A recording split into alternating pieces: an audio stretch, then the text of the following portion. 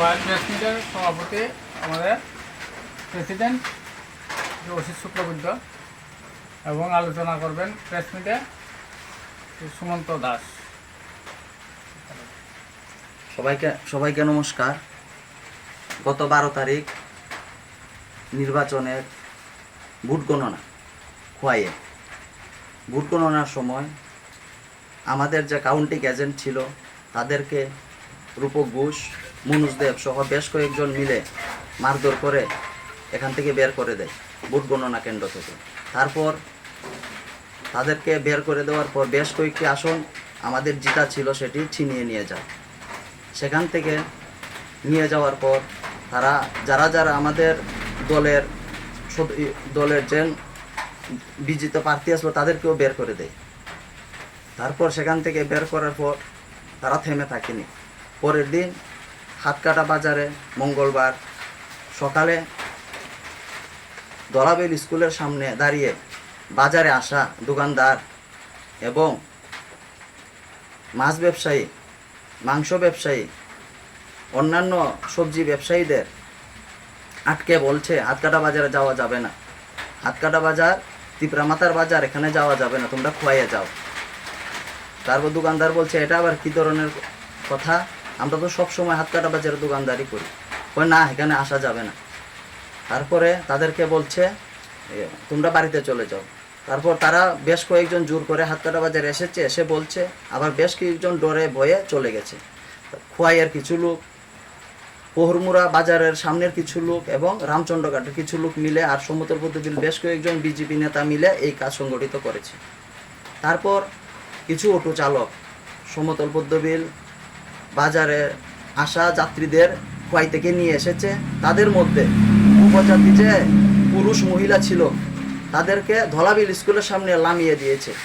আবার যারা বাঙালি ছিল তাদেরকে অটোতে রেখেছে। উপজাতিদের বলছে তোমরা হেঁটে বাড়িতে চলে যাও, আর যারা বাঙালি ছিল তাদেরকে অটোতে করে গন্তব্যস্থলে পৌঁছে দিয়েছে। তাদের বলছে তোমাদেরকে নেওয়া যাবে না, তোমরা ট্রাইবেল, তোমরা ত্রিপুরামাতা, তোমাদেরকে নেওয়া যাবে না। তাই বলে হাতকাটা বাজারে তাদেরকে নেওয়া যাবে না বলছে। আর যারা বাঙালি ছিল তাদেরকে তাদের গন্তব্যস্থলে তাদের বাড়িতে পৌঁছে দিয়েছে। তারপরে কিছু দোকানদার হাতকাটা বাজার লাগিয়ে বলছে, দোকান লাগিয়ে দিচ্ছে, দিয়ে বলছে ত্রিপুরামাতা না বলেছে তাদেরকে যে তোমরা গিয়ে বলছে যে তোমরা দোকান বন্ধ রাখো। কে বলেছে? ত্রিপুরামাতা বলছে। কিন্তু আমরা তো বাড়িতে ছিল না, ত্রিপুরামাতার কোনো কর্মকর্তা বাজারে ছিল না। তারা সবাই আমাদের রোড ব্লকিং ছিল, বাইজাল বাড়িতে সব এখানে ছিল সকাল থেকে। কিন্তু তারা মিথ্যা বলছে, মিথ্যা বলে অপ্রচার করে মানুষকে বিভ্রান্ত করছে। আমি প্রেস এবং সাংবাদিক মাধ্যমে বলছি সবাইকে একটু সচেতন হওয়ার জন্য, নমস্কার। আপনারা কি এই ঘটনাটিকে পুলিশকে জানিয়েছেন? হ্যাঁ, আমরা পুলিশকে জানিয়েছি। পুলিশ তারপর তাদেরকে এসে এখান থেকে সরিয়ে দিয়েছে।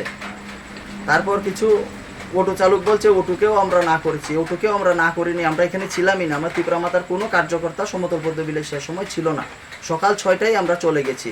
তারা 7টা-8টা থেকে এই কাজটা শুরু করেছে প্রায় দুপুর 12টা পর্যন্ত। তারপর পুলিশের মাধ্যমে খবর যায়, মানুষের মাধ্যমে পুলিশের কাছে, তারপর পুলিশ এসে তাদেরকে সরিয়ে দিয়েছে।